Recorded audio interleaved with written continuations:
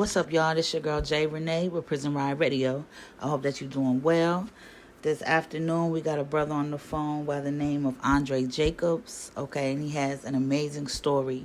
He's definitely making strides. He's made some strides, and we're going to talk to him about everything that he got going on, from being an author, a motivational speaker, and how he has the intestinal fortitude that helped him get through some of his toughest times and is going to propel him forward continually. So let's jump right into it. What's up, bro? How you doing? I'm alright. How you doing? I'm pretty good. I definitely appreciate you pulling up on us. It's been a moment coming, but I'm glad that you finally here. So. Yeah, your name came across my desk. Highly recommended by one of the good brothers, Rashawn Jackson. Shout out to the guy. Spoke very highly about you and the work that you're doing. So, anything I could do to support the people behind the bars, within reason, I'm going to do it. For sure. We definitely appreciate that. That's love right there. So we're going to jump right into it, bro. Tell the people a little bit about yourself and where you from. My name's Andre Jacobs. I'm from Harrisburg, Pennsylvania. And, my primary message to anybody is that no matter what you've been through, you got the ability to change the course of action and change the course of your life. It's all about what you know, what you think, and what you believe. And, my story is a testimony to that. I grew up in the projects. I ran the streets. I've been to prison. I did most of my time in solitary confinement. Out of my 23 years in prison, I did 17 of them in solitary confinement. I did a lot of advocacy work and, standing on 10 toes behind them walls, filing lawsuits, violent altercations with the staff members, as well as the inmates and prisoners. And, it took a shift in my own thinking and a shift in, my own heart before things start changing for me. Once I start changing the things inside of me, I start seeing the results, in real life. And I feel like everybody has that ability. For sure. And you ain't told no lies there. People definitely do have that ability. Being incarcerated is tough enough. 23 years is a large chunk of time. For 17 of that to be in solitary confinement, I mean, anybody that knows anything about that knows the mental capacity that it takes to survive something like that. So I would like to ask you, how did you do day for day and keep yourself intact so that you could be on this side of that? I taught myself how to read and write. That was one of the most important things I did. Taught myself how to read and write, start writing books, start filing complaints. And I think the greatest defense to solitary confinement is education. The more you understand the intent and purpose behind solitary confinement, and the more you can protect against it. And so I spent a lot of time reading, writing, socializing as much as I could, reaching out to the world, like trying to involve myself in worldly things, like things outside of the box and things outside of prison. I tried, as best as I could to keep my heart open and my mind open so that I could keep growing. For sure. That's definitely commendable, bruh. I appreciate seeing you on this side of it. Let me ask you this. What was the first book that you read? The Last Don. The Last Don. Okay. That was the first book. That was a mafia book. I was really into mafia books at the time, and because that was a interest that I had, it kept me motivated to finish the book. It was a really big book too. Yeah, I think I remember that book. It's pretty thick. Okay. Yeah. All right, I'm feeling that. So, speaking of books, you yourself have become an author. Congratulations on that accomplishment. Not many people can tie that to their name, so definitely kudos on that. What made you want to get into book writing? I started off with poetry. So I used to write a lot of poems about, my life and myself and my struggle and things of that nature. So the first book I ended up writing was like a compilation of my poetry with, some short chapters in there about my life and kind of like a synopsis or a chronology of my life, coupled with the poetry that I was writing that pertained to that period of my life. Okay. And then from there, I had by the time I had finished that book, I had other interests and other skills that had developed by then. Entrepreneurship, law, and some of the interests that developed over the time of being incarcerated and being in solitary confinement, that I started writing books about. You there? Hello? Okay, it had cut out on us, bro. Say that last part again. Yeah, and I started off with the poetry book, the compilation of poetry that had like a chronology of my life as well. Okay. But then, my next books were about, some of the other interests that I developed in the course of, reading and studying, which was entrepreneurship, law, and self-empowerment. Okay, for sure. I know that you have a book, Trial Victory. Is that the name of it? War and Litigation. War and Litigation. Okay, it's about that, but that's the name, War and Litigation. So, how did that come about? Well, I mean, it's just basically like the real essence of it is that, the more I learned about the system, the more I wanted to fight the system and resist the system. So I got a lot into lawsuits. I started filing a lot of complaints and petitions, and eventually lawsuits. And I learned, in the course of that, I learned a whole lot about the law. Mm-hmm. It take a lot for people to stand up for themselves. Especially in that type of element. You know what I mean? Where some of the people that you got to talk about are above you, or can block what you're trying to do. How was that experience for you? Standing up to a system that you knew needed to be stood up to. It was rough. It was rough. It was frustrating. It was, depressing. It was a full range of emotions that you go through in that type of situation, because it's like you said, like, it's not easy to stand up in that situation. Yeah, it's a lot of obstacles. I definitely, you got a brave heart on that one. I got a special place. I think a lot of us do got a special place for those of us that are willing to stand up for ourselves and others, knowing that it's so much at risk for that. You know what I mean? So you get much respect for that, brother. It's no, doubt that you have a lot of intestinal fortitude, especially, some of the hardships that you overcome.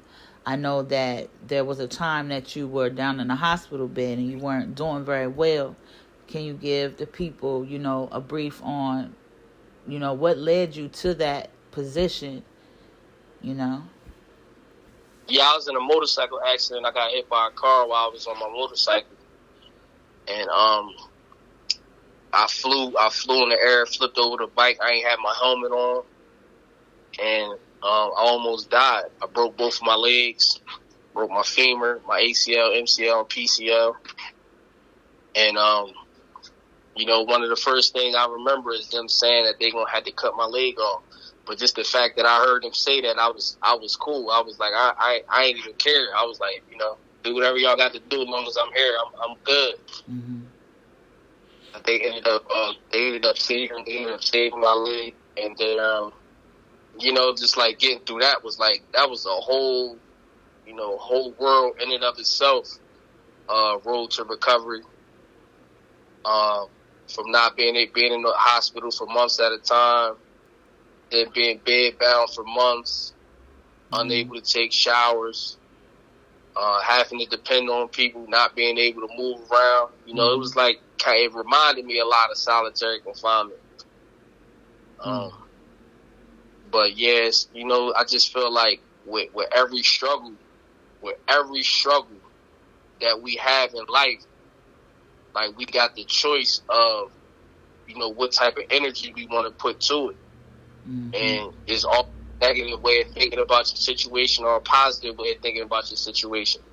And for me, it was like, it was a spiritual thing. It was like, helping me to slow down a little bit. I was moving a little bit too fast, and it helped me slow down. It helped me see life. It helped me see life and see people a whole lot better than I did before when I first came home. And also, what I got out of that was that I was able, like, most of my pain and my struggles in life have been, mental and spiritual. Up until that point, I was never really physically injured in my whole life to that extent. So, after I went through what I went through, as far as on the recovery side, I realized that I connected with a whole lot of other people on a worldly scale when it comes to pain. Because when people used to say it's a different type of pain, I didn't really know what that meant. Mm-hmm. But now, so, for other people in the world that's, in bad situations, bad physical conditions, and, going through physical ailments and trying to recover and bounce back from setbacks that they had in life, like, I really relate to them. So, I feel like life is really preparing me to really understand and connect on a worldly level. Mm-hmm. I know exactly what you mean. I think that a lot of our listeners is going to be able to resonate with that as well. It's definitely, I'm sure all of us are very, happy to see you on this side of that, brother, for sure. Seeing the things that you went through, just the things that you shared, it definitely was a feat to come over. So it's good to see you on this side of it. It makes me think of motivation, right? Motivation is definitely, I could tell that you was motivated to reach your goals. So I want to jump right into you being a motivational speaker. How did you get into that? Like, what made you want to do that for others? I mean, I just feel, like, each one teach one, like, I feel like, me and a lot of my friends that I grew up with, we made a lot of bad decisions because we didn't have guidance. A lot of us didn't have our fathers in our lives. So we ended up with, people, just like us, for real, people that was young and in the streets and misguided. So it was like the blind leading blind. So once I became, enlightened on some topics, it was just like I just wanted to share that and wanted people to have that, so that they wasn't in the same situation that we was in, just not being given anything of value in terms of knowledge. And that's just the most important thing to me, that I feel like I have something that people could benefit from. So that's why I want them to have it. That's what's up, bro. That's Chem right there. Chem stand for, keep the energy moving. And that's definitely something. I think that's something that, as a people, we're obligated to do that to a certain extent. Everybody don't have that in them. I'm glad to see you to do that. I know that you've been a few different places. What's some of the places that you've actually got to speak, and do you have any favorites? I'm definitely have to say, like, the Boys and Girls Club, is my favorite, because I love speaking to the youth, and I feel like we're going to get the most value as a nation by speaking to the youth. So yeah, the Boys and Girls Club, I spoke to a group of boys one time, I spoke to a group of girls. I also spoke at Duquesne University. Okay. I enjoyed that, speaking about the law, solitary confinement, things of that nature. They said that they would love to have me back as many times as I want to come. So that went good. I also spoke for Time Done at a block party before. Okay. I enjoy just offering what I had to give, and just yesterday, I went to this after hours club, and this guy walked up to me and was like, "Man, my name's Sekou. Like I be following you, man. I be watching your videos. I be sharing your videos, man. Like your shit is just genuine. It's genuine." Mm-hmm. He said, "That's why, you know." And I that's like that's the biggest reward for me, that when I go out, like people approach me and it's not on nothing negative. Like I ain't got to worry about somebody approach me because of something I did to them or we beefing. Like it's always like good vibes and good energy over something I said in my video. A lot of times it be videos. He said, "I don't know how that video didn't go viral.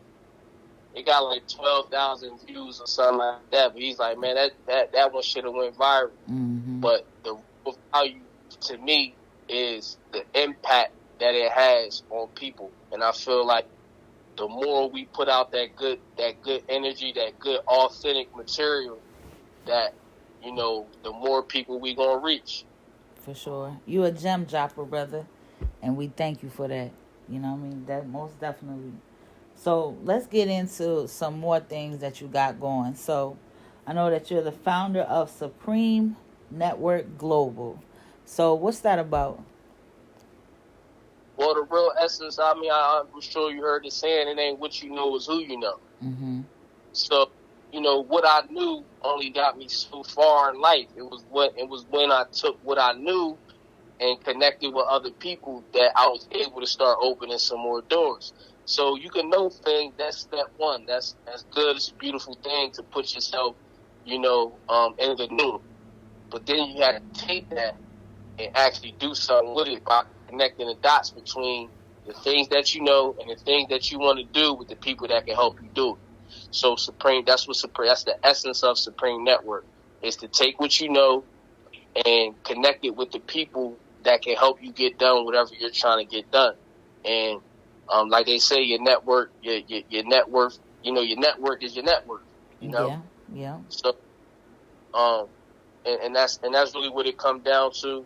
If it wasn't for my network, I would never have made it out of prison. I'm glad that you said that, because I often say that a lot of times, the people that are out here are absent of those that are in there, and there's so many great things that could happen with just a little bit of support. So I want to talk a little bit more into that. When, from your perspective, what is the importance of having that support and having a network when you behind the wall, and then when you proceed to come out from that situation? It's everything. It's everything. I mean, it's like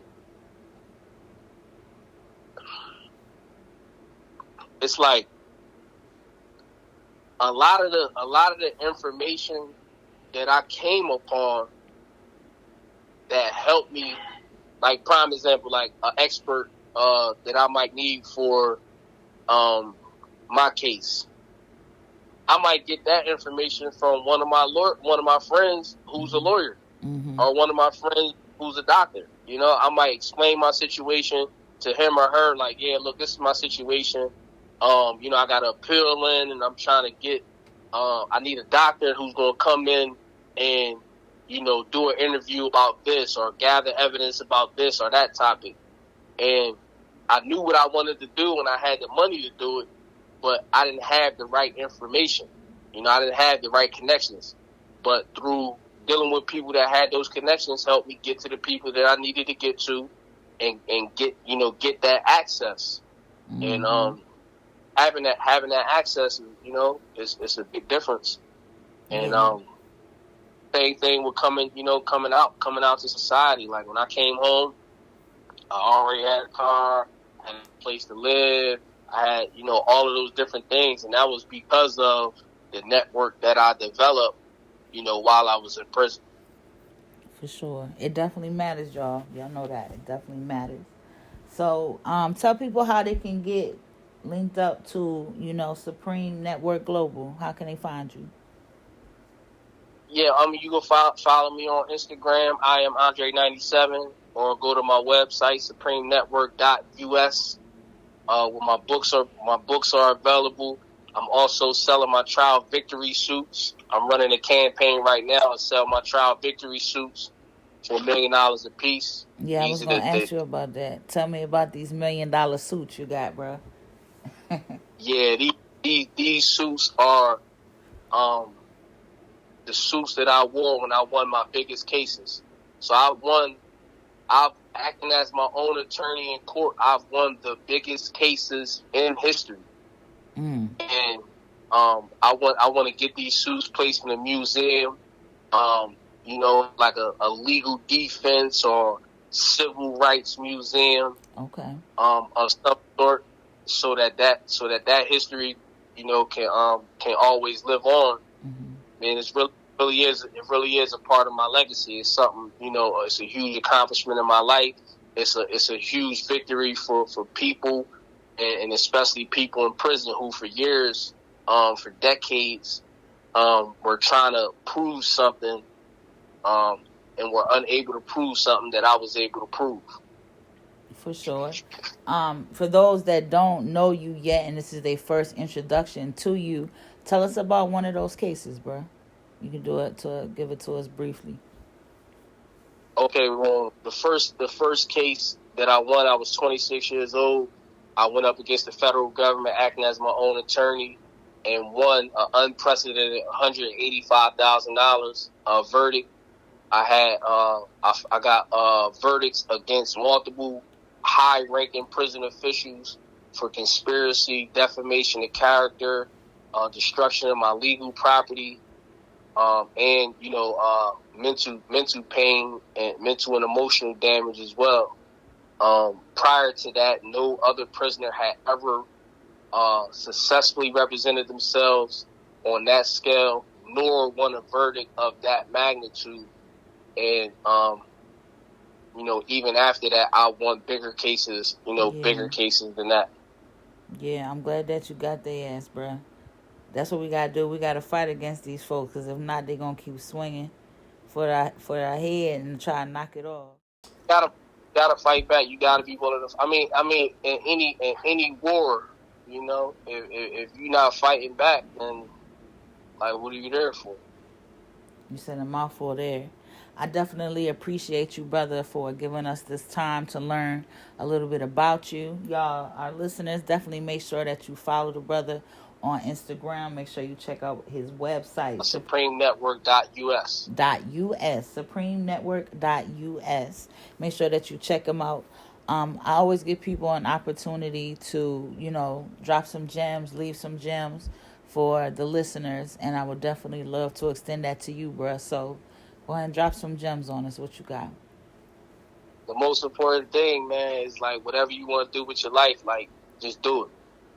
Like, don't let nobody else, like not your friends, not your parents, not like your wife, like nobody, like your husband, like don't let nobody around you or nothing nobody told you before dictate or influence what you think that you can be.